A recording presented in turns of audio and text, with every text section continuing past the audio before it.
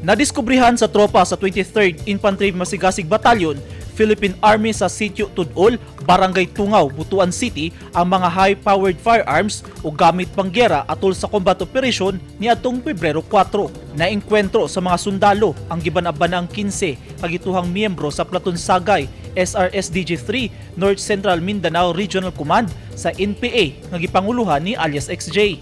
Milungtad og 20 minutos ang enkwentro. Sa clearing operation sa mga sundalo, nadiskubrihan ang 4 ka AK-47 rifles, 1 ka M14 rifle, 5 ka anti-personnel mines, 2 ka blasting caps, 1 ka rifle grenade, 6 ka mga AK-47 magazines, 2 ka 20 litro nga container sa assorted nga bala, mga assorted sa medical supply, mga personal nga gamit ug subresibong dokumento.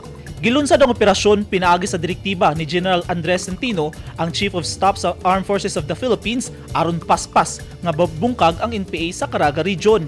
Sumala Lieutenant Colonel Julio Cesar Paulo, ang commanding officer sa 23rd IB, ang padayong pagdiskubre sa mga high-powered firearms, ingon man ang mga gamit panggera, nakabot tungod sa impormasyon sa mga sibilyan. Gidayeg ni Brigadier General Adonis Aril Orio, ang commander sa 42nd Infantry Stingers Brigade, ang malampusong focused military operations sa 23rd IB. Dugang ni Brigadier General Orio ang bagong kalampusan kabahin sa ramp-up efforts sa pagpukan sa insurhensiya. Eugene Hinutan, Newsline Philippines. Stay safe!